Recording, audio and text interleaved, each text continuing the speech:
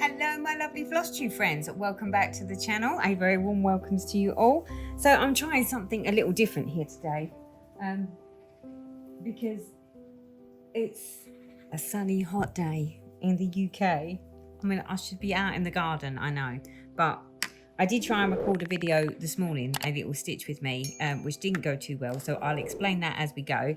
I'm trying to stitch this while sitting on my sofa in the living room, so I can keep an eye on the girls at the same time, and trying a new little setup to see whether this actually works or not. So today I am working on my Afghan.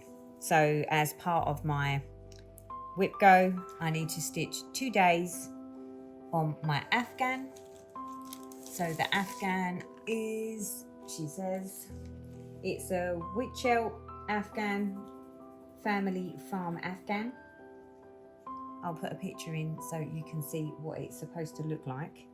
And I'd already done a couple of squares of this, so it just needs 2 days. It's already had 1 day, so I've already stitched this. This was in day 1.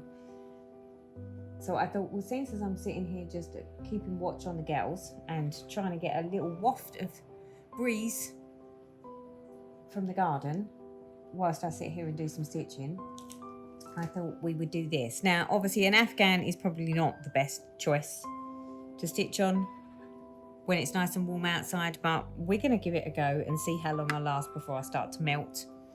So for this, she says, the fabric that I'm stitching on is an 18 count fireside with the red, red being this red border here, and it calls for 4 strands. Now what I do is I do a loop, so I basically have 2 strands and I do it like I would normally do on a loop start. So this is 4 strands, so it's nice and big so I can see what I'm doing. She says, I hope. It's just whether I can manage to do this at this angle. So we will see how we get on, people. I love this one. It should really be stitched probably in the winter, but the whip go says it needs stitching 2 days this month, so 2 days it shall get. I'm already behind on my full coverages, so because I'm behind on the full coverages, I'm like, I can't get behind on this as well. Most definitely not. And for this one, rather than going digital, 1, 2, 3, 4, 5, I'm actually using the paper chart. I'm just doing a working copy. So I have pen and paper, good old fashioned pen and paper, and I'm marking off over to the side. So hold on, 1, 2, 3, 4, 5. And to be honest, when I'm sitting here, until I find my right next setup, because I'm not quite there yet with the setup in the new, I say the new living room, it's not a new living room, it's the same living room I've always had, but we redecorated. I've got a new floor, I've got new sofas, which is the new bit. So because I've got new sofas with big arms, a different layout, I thought I would try to see what works. So whereas I'd normally stitch on one side of the living room, I'm actually over by the doors. 1, 2, 3, 4, 5. 1, 2, 3, 4, 5. It will get easier when I get over there and I can see what I'm doing. So yeah, with the new sofa setup, I'm still trying to decide where I like to sit, because I'm in the position that I can sit somewhere else now. Hold on, 2, 4, 5.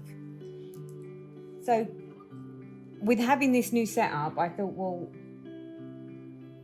it would make it easier for me to look at my digital devices. But as yet, I've not found the best way to do that, to be able to have the iPad. I mean, the iPad could probably sit on the arm of the chair, but I don't really like to balance things on the arm of the chair.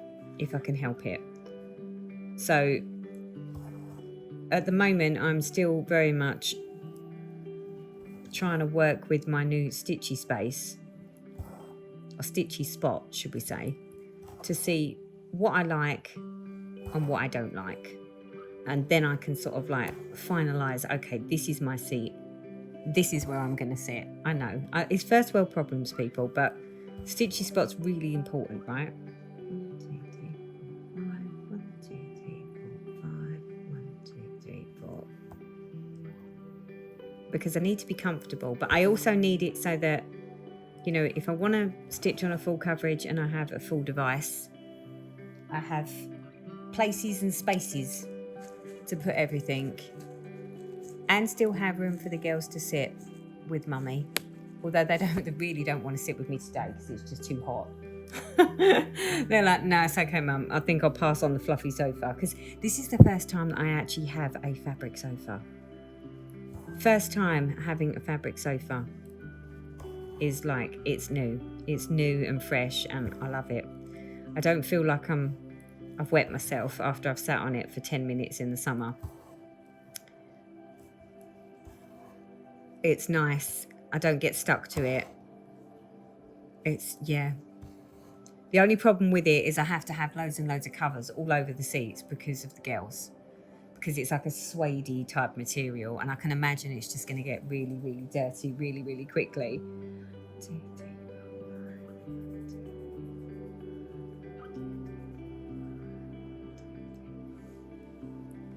And as you can see, I'm counting in 5s because for me,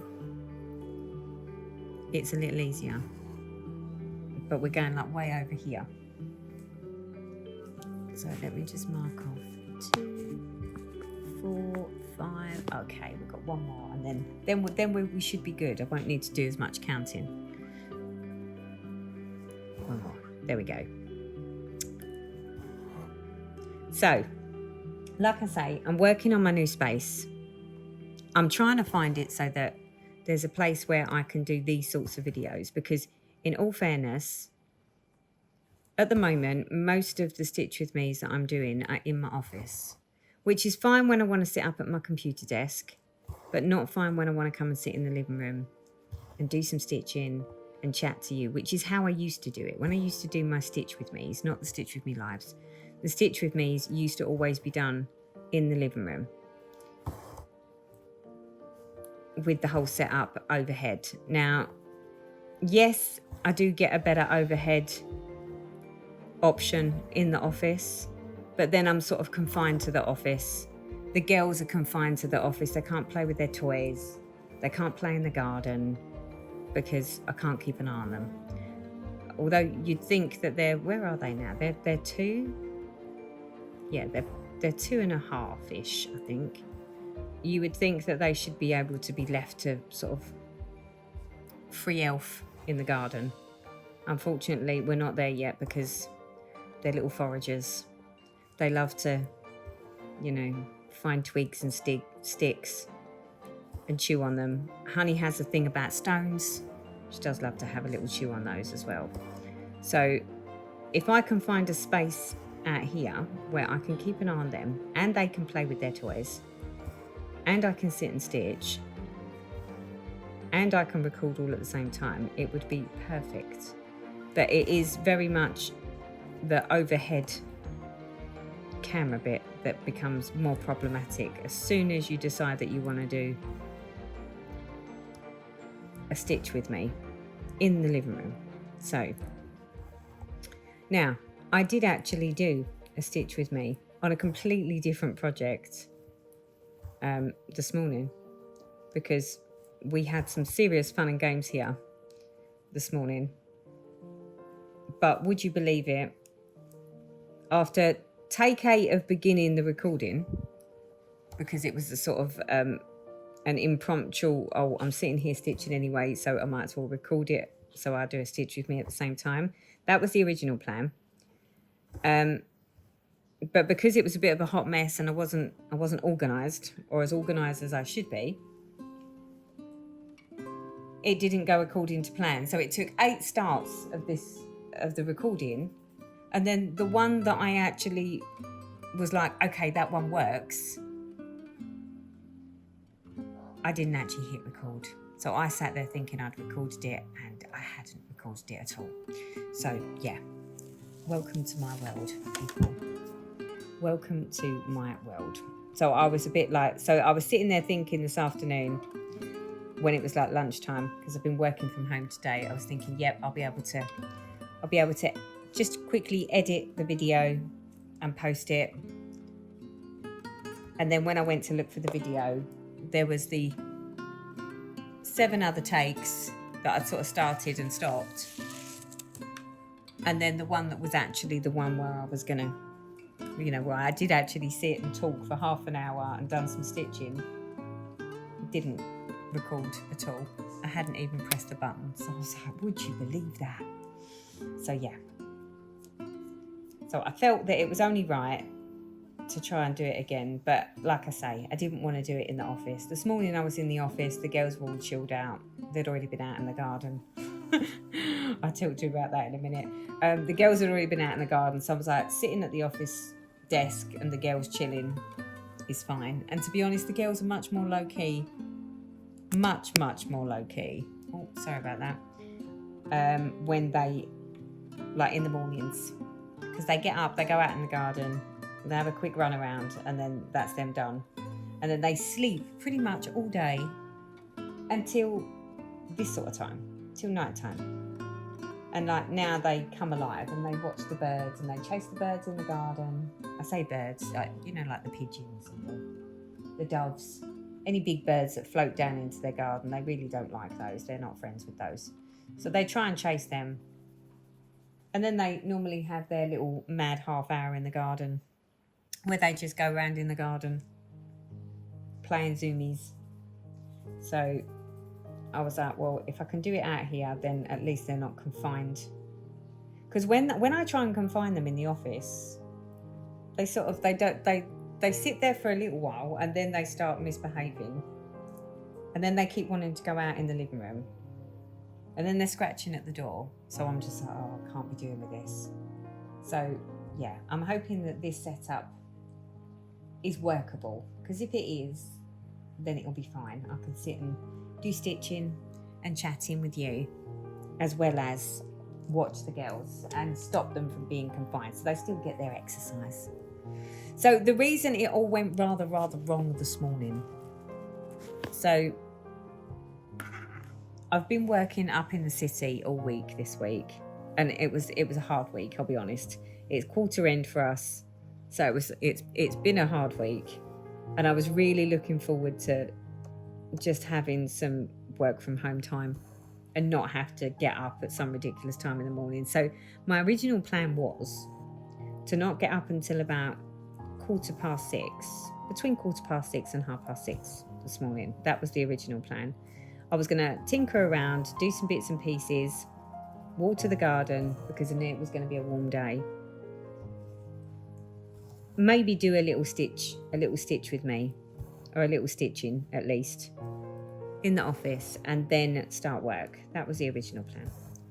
Well, at about 20 to 5 this morning, the girls woke up and were making a fuss because they wanted to come out. So I thought they needed to come out because they needed to go wibbies.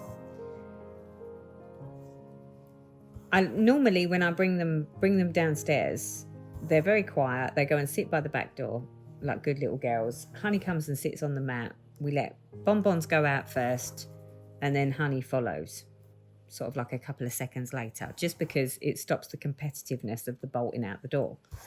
However, when I've come down this morning, obviously they've run for the back door, and then they started, the commotion. And bearing in mind that it's not even 5 o'clock in the morning, and they are going absolutely berserk and crazy at the back door. So I'm like, what do you think you're doing? And I'm trying to sort of like not shout at them, but basically try and keep my voice down. I'm like, no, stop that. You have to stop that. I was like, shush, shush, shush. When I've got to the back door, I've literally unlocked the back door, went to open the back door, and then realised what the girls were actually creating about. There was 2 massive foxes in the garden.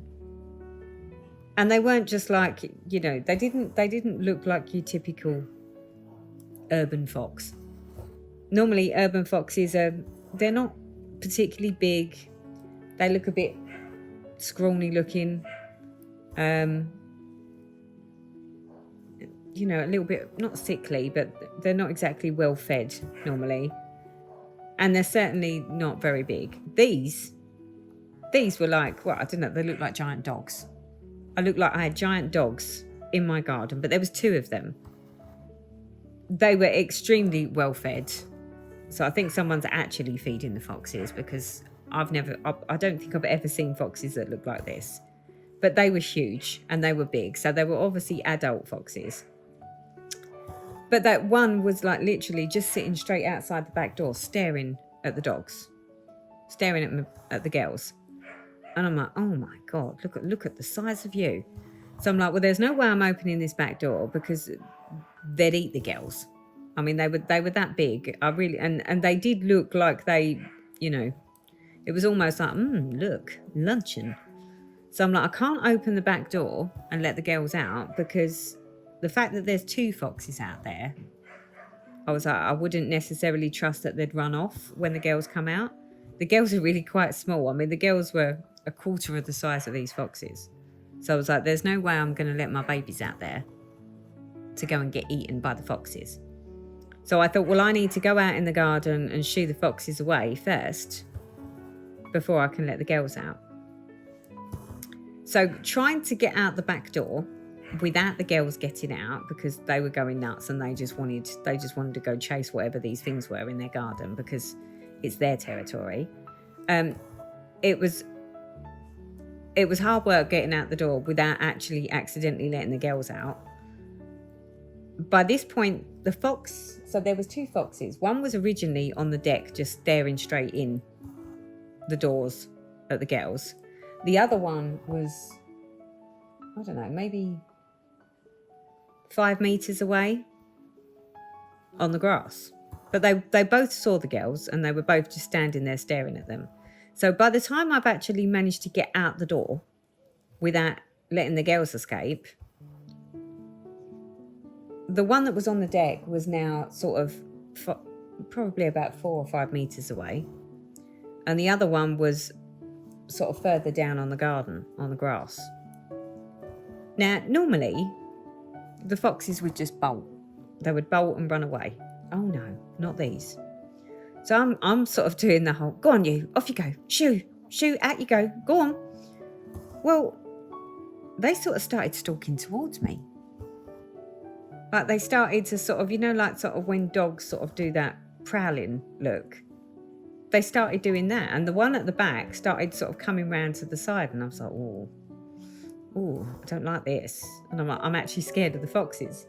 And I had actually seen on Facebook, there was a post that I'd watched a couple of weeks ago where there was a guy standing on a street corner talking to some people about a fox, an urban fox. Basically going, oh no, if you feed it, it's fine. It's really, really, don't be frightened of it.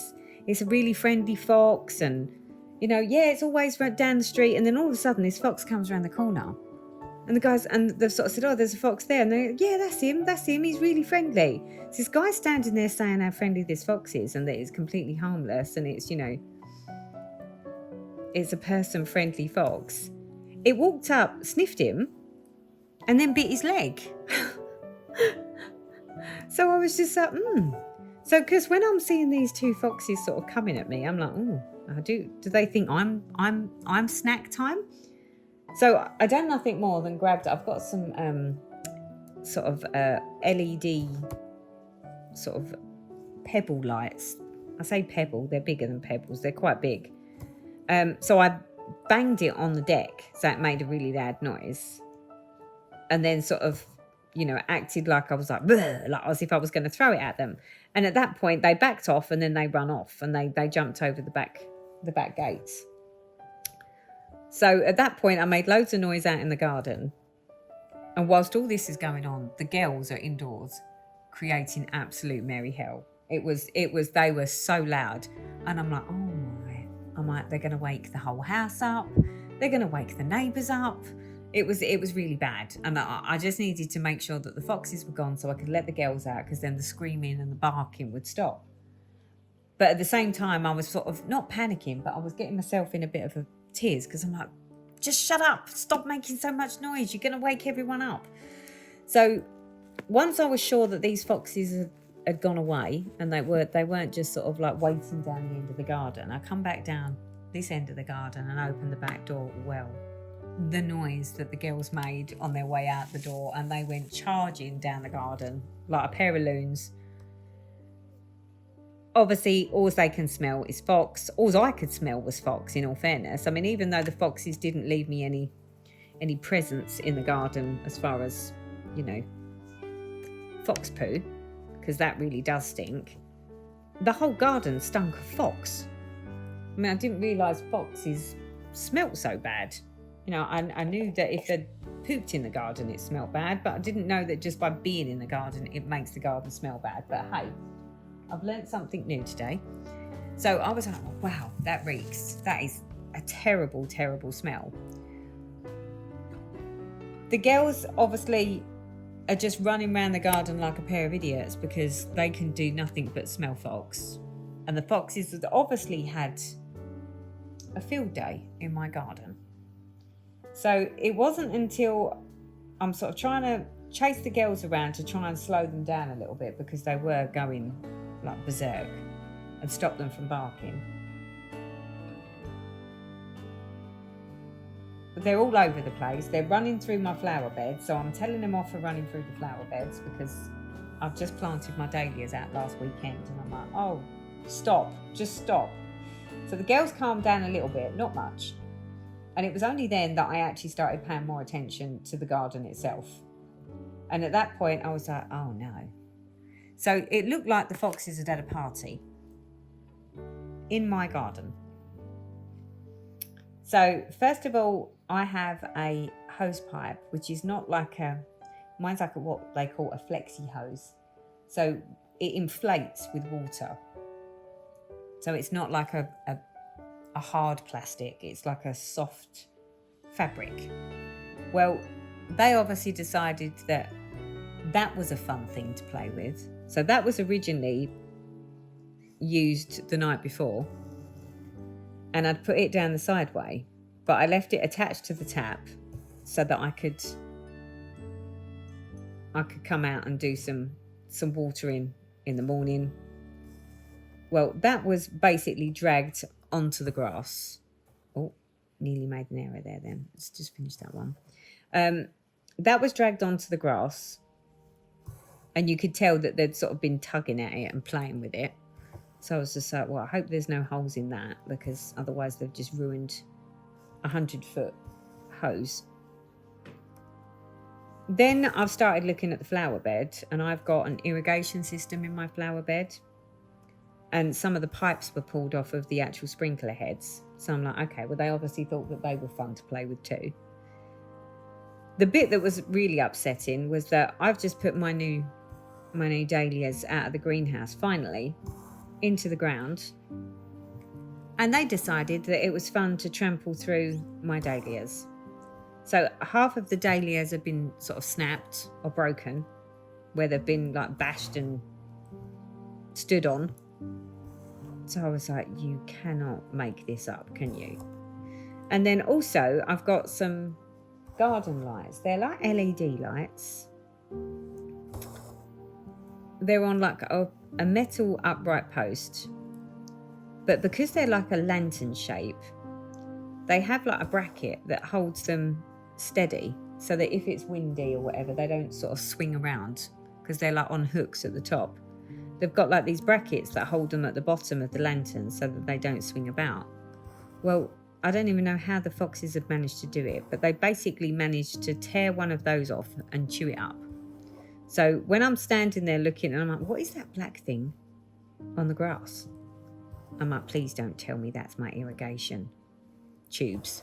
And because they've done this once before, where they actually chewed through one of the irrigation tubes, left it on the ground in the garden, but then when we tried turning the sprinklers on, like I tried putting another one in that actually snapped it off at the joint, which made it really difficult to fix. So hubby I couldn't put the sprinklers on until hubby got home so that he could come and fix it.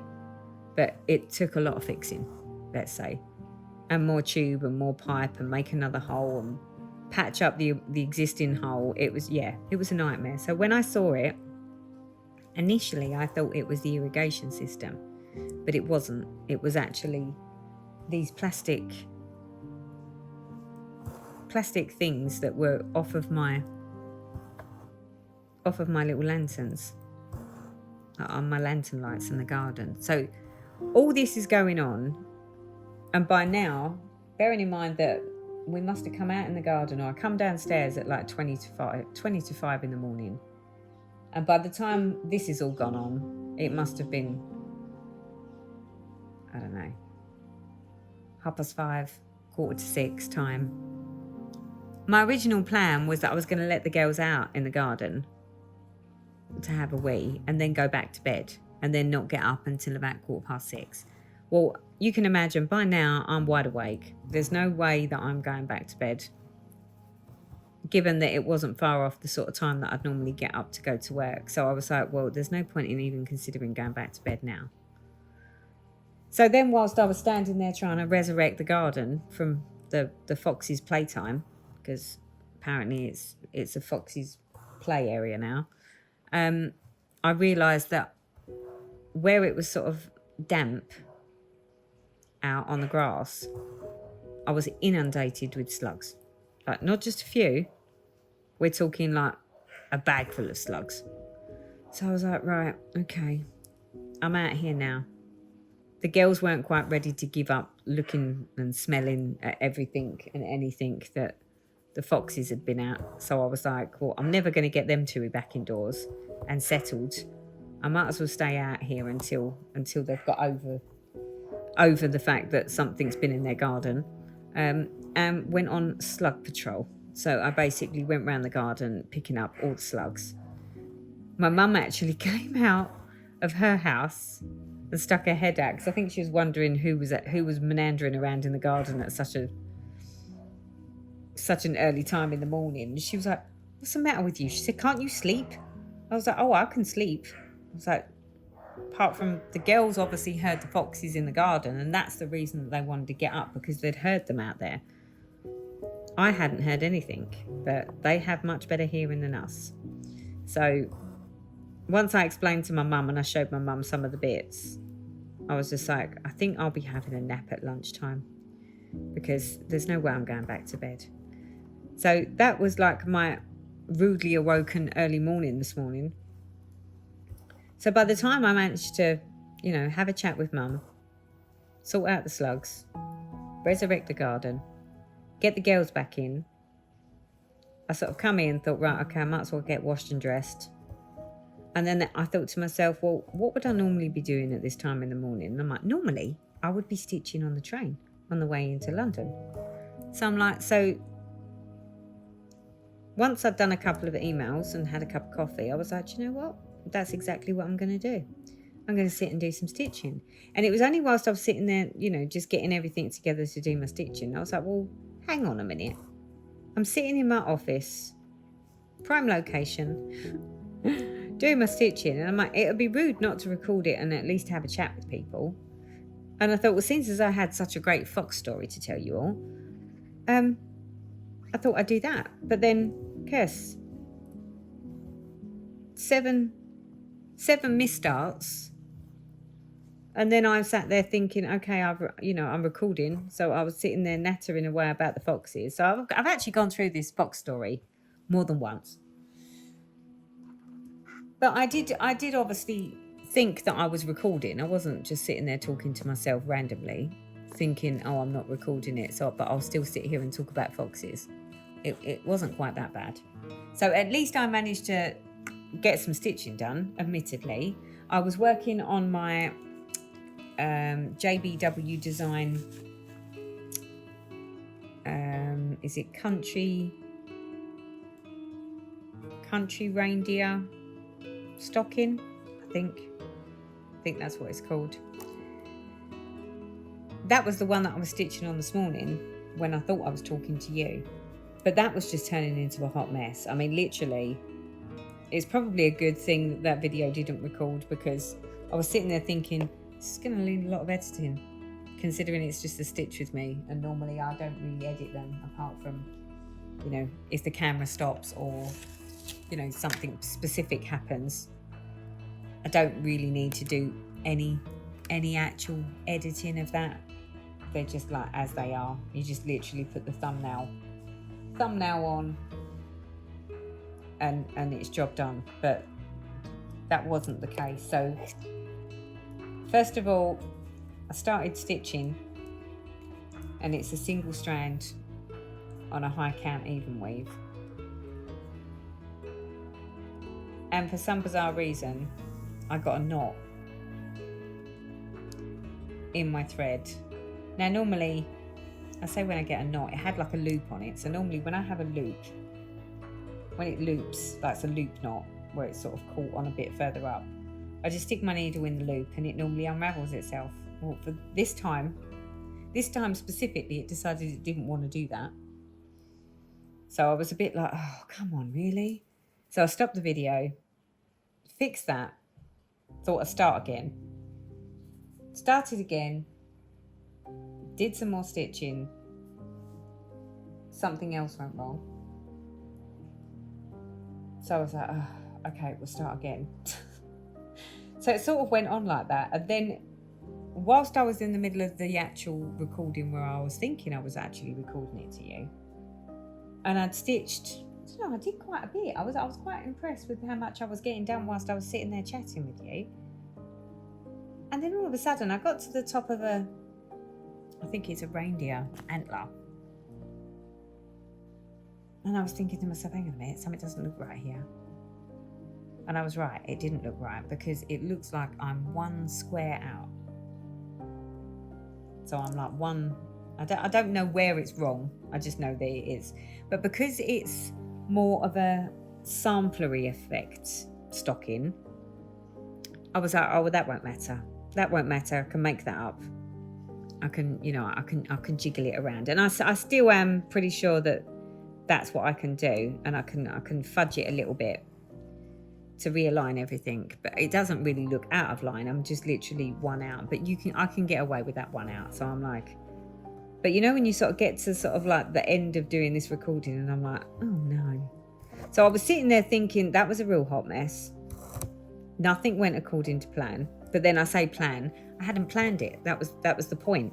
It was like really impromptu. It was like really like, well, I'm sitting here stitching anyway, so I might as well just stick the camera on and just stitch.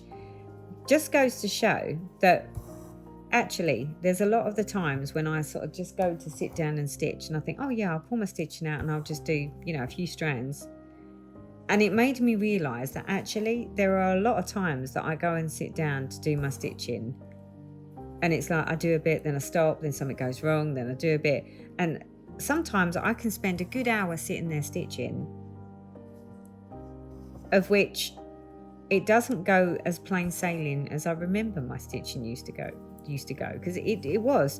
I used to be able to sit down, do my stitching, and it would just all go swimmingly. You know, I didn't have problems with my threads, didn't have problems with my counting. So I don't know what's changed, apart from the fact that maybe I don't stitch as often, and maybe that's why. I mean, my technique hasn't changed. It's not like I'm doing anything different. But yeah, it highlighted to me that actually what was happening on this Stitch With Me video is the sort of thing that makes it so that I start stitching and I'm like, oh no, I'm going to stop now because it's just not going my way. Nothing's behaving itself. So I'm going to be more self-aware and conscious now when I'm sitting there doing my stitching about how things are going, because there seems to be a trend. And the fact that I haven't been stitching very much, I'm like, is it because I'm just not used to doing stitching and actually just focusing on what I'm doing and concentrating on what I'm doing? Or is it that it is just genuinely everything's turning into a hot mess rather than me just feeling like everything's turning into a hot mess? So I'm going to try and become more self-aware when I'm stitching. Although I'm sitting here saying that, and I'm actually very self-aware whilst I'm sitting here doing this, and this is going swimmingly. This is like therapeutic stitching. But then I don't know for sure that that's not because it's so big and chunky. I mean, for this to go wrong, I've got to go above and beyond for this to go wrong. Apart from the fact that obviously I am stitching with 4 strands. As you can see, 4 strands on there. But even with 4 strands, this is going absolutely swimmingly. So maybe all the not so good stuff happened this morning, and now we're on a roll. We're on a roll for, okay, we're going to have some nice peaceful and productive stitching this afternoon. Or say this afternoon, it's this evening now, to make up for the disaster that went on this morning. I did have to actually go and have a nap at lunchtime, mind. So it would have been nice to have gone out in the garden and, you know, got a bit of sun and do some bits and pieces, or not, just sit in the garden with my lunch, top my tan up. That would have been nice, but I was in no fit state. By the time I took my lunch at I think it was just before 1:30 today, I was like, I am so tired now after the rude awakening and the charging around in the garden like a loon. I was like, I need a nap. So I did go and have a nap, but it was literally, what do they call it? They call it 40 winks, don't they? But it wasn't 40 winks. It was more like 20-minute cat nap. That's what I had. But I was like, that was all that was enough. That was enough that it made it so that I could crack on with work in the afternoon, and it was not a problem. And I don't feel overly tired now. So at least I've sort of, you know, managed to catch up on a little bit of the sleep that I didn't get this morning. Admittedly, it's not quite the same as having a bit of a lay-in after you've been getting up at 5 o'clock every morning to go to work. So it is one of those things. But I'm lucky enough that I'm also working from home tomorrow. Because at the moment there's a bit of a trend going on at work that we're needing to be in the office on Monday. So I'm basically spending the next few weeks doing Monday, Tuesday, Wednesday in the office. Sometimes Thursday. And mostly working from home on Fridays. So providing nothing changes, that is the plan. So, I mean, it is good in some sense. It's nice to go into the office on a Monday because not very many people do now. So it's really nice and quiet on the commute. That is one upside to it, I must admit. It's a nice plus. But the office is normally quite quiet and dead on a Monday, which can then make it so that it just makes the day drag, shall we say? Because it's like, it's really quiet here. But I suppose be careful what you wish for. At least the commute is sensible. So I don't think we've done too bad, people. How long have we been stitching for? Just under 40 minutes. Just under 40 minutes of stitching, and it seems to be going according to plan, she says. Famous last words and all that. It's beautiful weather here. It's like, it's such a gorgeous, if I could just turn the camera around and show you, I would, but I can't. But it is a really, really lovely, warm summer evening, which is something that we have not had. This is the first time this year that I've had the pleasure of sitting here in my new decorated living room with my new sofas, looking out over the garden, because I can now, because I've not got a corner unit, I've actually got proper sofas, with the doors wide open, and just sit and do a spot of stitching. This is what I've missed. I've really missed this. The girls because I went and played with them as soon as I logged off work this evening, about 5:30, we went out in the garden and in the shady areas, because I was like, I'm not going to want to take the girls out for a walk in this because it's a bit too hot for them, especially the old bonbons. She's very furry and she gets very, very hot. I was like, I don't really want to have to take them out in the heat, and it's still really quite warm. I thought rather than sort of take them out, I'd run them ragged in the garden. So we did a game called Find It, where I basically make them sit and wait at one end of the garden, and then I go around the garden with their treats, cut all their treats up, and then I place treats in places for them to find. But it's all over the garden, so some will just be laying on the grass, some will be on flower pots, some will be on the bench, some will be on the deck under like where the chairs are. So basically the idea is they have to use their noses, and they absolutely love this game. We play it indoors a lot when it's raining, and they do say that actually 10 minutes of Find It, of like using their noses and sniffing and running, actually wears them out. That's not the right word. It actually makes them work harder and burn more calories doing that than it does taking them for just a half-hour walk around the block. So because that's what I've been told, I was like, well, fine, okay, we'll go and play some Find It. So we had about 4 games of Find It, and they did. They were running around here like a pair of loons, absolutely loving the game. By the time we finished, they were panting like you wouldn't believe.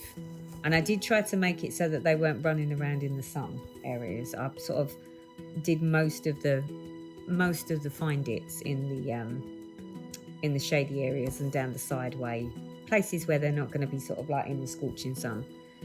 So they teared around the garden like a right pair, and it took them ages to sort of like stop panting and get over it. They drank themselves through a whole bowl of water between them as well. So I was like, yep, I do believe we have wore them out. They've had plenty of exercise. And it was then that I went and sat down and had a nice cup of tea with my mum. Had a little chat, made sure she was okay. And then I decided I was going to come and do some stitching. So, yeah, it's been a lovely end to the day, given that I was so rudely awoken this morning.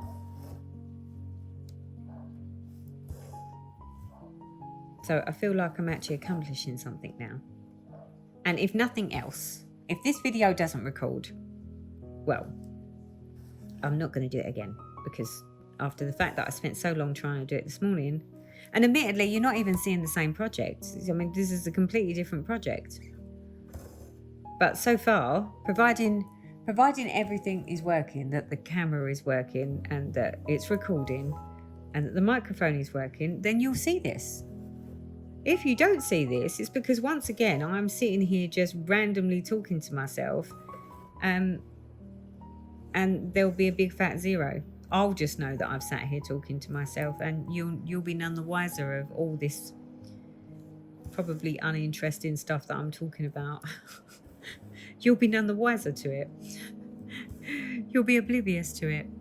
So if you're listening to this, then you know that all has gone according to plan, and Teresa is a very happy camper this Thursday evening, because I have actually managed to do a Stitch With Me video, given the challenges of today.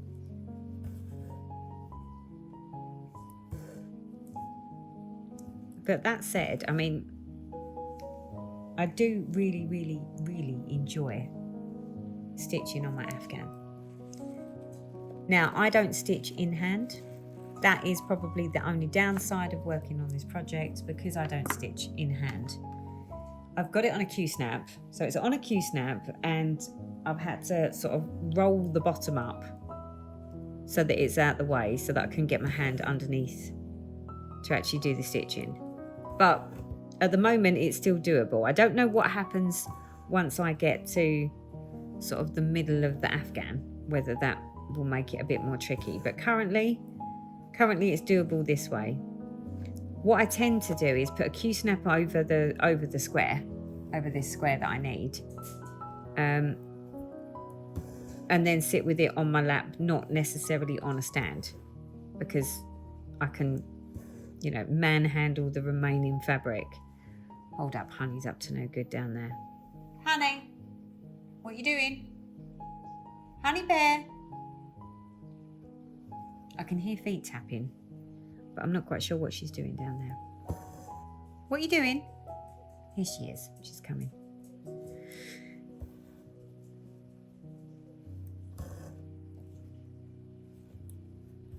So I am actually really enjoying stitching on the Afghan.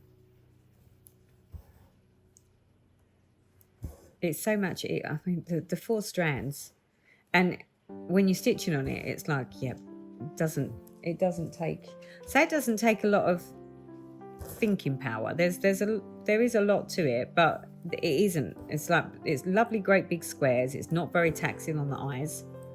I can actually see what I'm doing. I love this fabric. This reminds me, so the other reason that I think I really like this is I really liked the shepherd's bush stocking that I did for a Christmas / leaving present for my boss who left. I thoroughly enjoyed working on that, and that was like this sort of big Hessian type count fabric. The difference was I was working with the pearl cottons, which again I thoroughly enjoyed. But one of the things they did say to me when I was stitching on that was, if you don't want to go and pay for the pearl cottons, you can actually do it with 4 strands of DMC, which is basically what I'm doing here. So I think the reason that I actually really am enjoying doing this is because it's very similar to when I was stitching on the stocking. That said, I must admit, I do need to I have got the chart for another stocking. I think I need the fabric for another stocking, and the threads, because I would like to do another stocking. But you know, when you like, I've got so many projects that I'm not getting to because I'm not really getting as much stitchy time as I would like, that I'm like, it feels wrong to start a stocking. Even though I have sort of said it would be nice to sort of get a stocking done for a Christmas present. Not quite sure for who. Probably should be someone in the family. I should really do family stockings, shouldn't I? I should do stockings for the family. But I'm still sort of sitting there thinking, you know, I really do need to start, you know, getting a wiggle on with some Christmas presents. Like my normal work-related Christmas presents, because I always stitch a little something for people at work. And given that last year it took from July and I was still going against the clock come December last year, I did say that I was going to not put myself in that position again and try where I could to sort of get it done in the summer months, because they're supposed to be smalls. They're supposed to be small things to stitch on. So yeah, I haven't quite got to that yet, but that's only because I've been so thoroughly enjoying working on my gathered moments or gathering moments by again shepherd's bush. But that's one for me. I'm actually stitching something for me. But I've run out of one of the threads. So because it came as a kit from Shepherd's Bush, there's a thread on there called Williamsburg Green. Now, it just says on there, over-dyed thread, but it doesn't say who the brand is. I've tried Googling it. I've tried looking to see if I can find a Williamsburg Green. I can't find it. Luckily for me, I've managed to reach out to Chris at the Nimble Thimble, who unfortunately has been unwell and is currently recuperating. So the shop's been shut, but it looks like she's just sort of getting herself back to answering emails at the moment, and I think she's looking to go back to the shop in a couple of weeks. So, you know, for those of you that know Chris at 𝑘𝑠𝑖𝑚𝑏𝑙𝑒, yeah, some well wishes and, you know, warm thoughts, and hopefully she's on the road to recovery and feeling much better. It was only the fact that I emailed her to sort of say, you know, do you happen to know what thread it is? Because that was where I got my kit from, that I found out that she's been unwell and she's had to close the shop for a couple of weeks, and that she's recuperating. So, lover, she answered my email, obviously let me know that the shop, you know, the shop's been shut and that unfortunately she's recuperating. But she did say that she would reach out to 𝘼𝙛𝙜𝙝𝙜 directly, because apparently on occasions, especially for their kits, they will actually send you some more of the thread. So the fact that I've sort of run out of one of the main threads for the design, I might have to just wait for that now. Because I did say to her, I was like, look, don't worry about it. Don't worry about my threads. My threads can wait. Wait until, you know, you're back in the shop and, you know, you're feeling better. Don't do it whilst you're still off. I don't, you know, I've got other things that I can stitch on. So the fact that that might actually have to be put to one side, because there are other things that I could stitch, but it would take a lot of counting to get in the right place. And I'm like, do you know what? I think I'd rather have it so that I've got my landmarks. When I sort of stitch, I don't know if you've noticed, but whenever I sort of end up going over a long way, it takes me forever to sort of count. And then I'm like checking, double checking, triple checking. I don't really like to do that. So if I've got something where I've got big chunks of colour, I'll sort of stitch all those first, and then they're like my landmarks, because then there's less counting between. And in high, you know, if I've done that right, it makes it so that there's less chance of me going wrong elsewhere. So that tends to be the way that I approach my stitching. That said, the fact that I haven't got the threads for the rest of the dominant colour, I'm not prepared to sort of start just randomly stitching, you know, 30-40 squares away and hope that everything's in the right place, because that's normally, for me personally, when everything starts to turn into a hot mess. So I'm like, that could be the reason that actually gets put to one side just for now, until the threads turn up, and then I can get back to that. But in the meantime, I could then switch out my train project and do some Christmas bits, is what I'm thinking.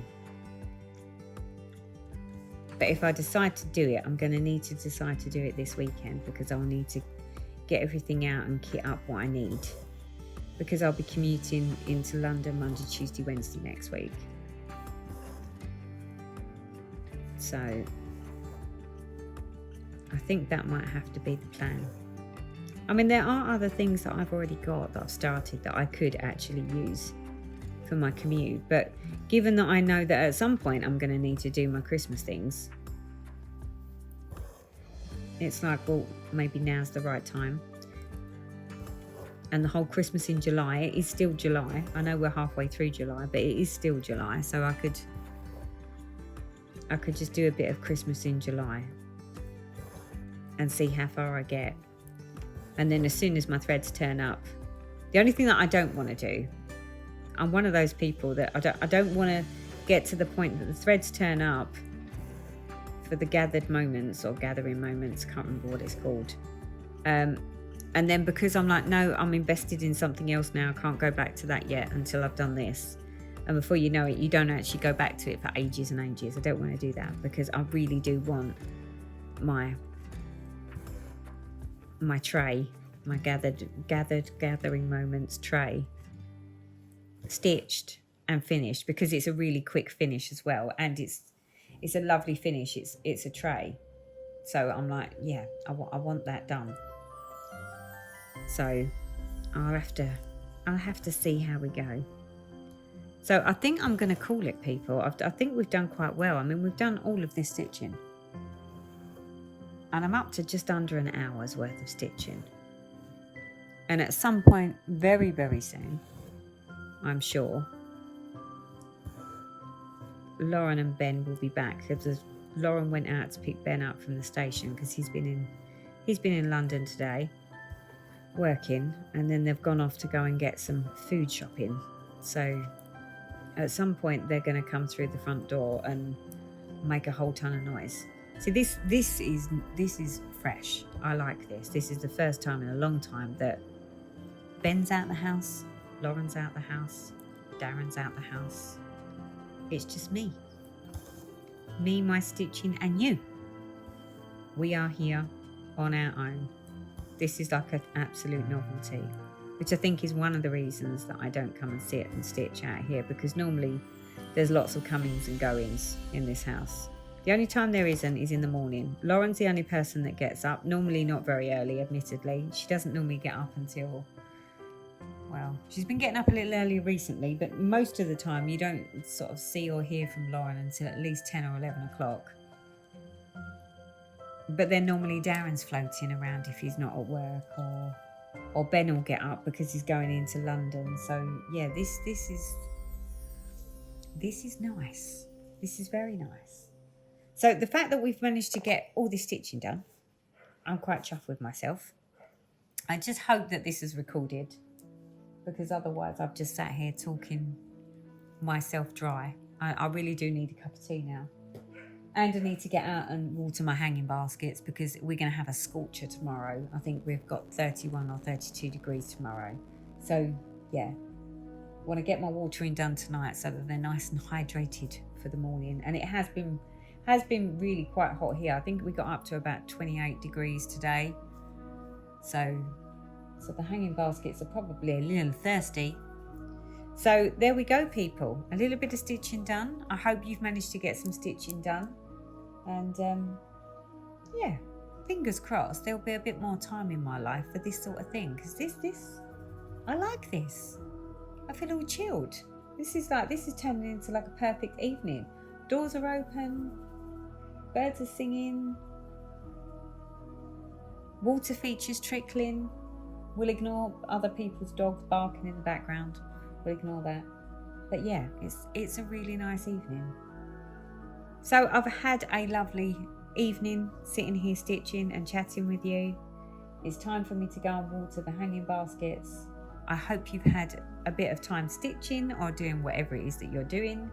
And hopefully you're seeing this video. And until next time, people, thank you so much. Bye bye for now.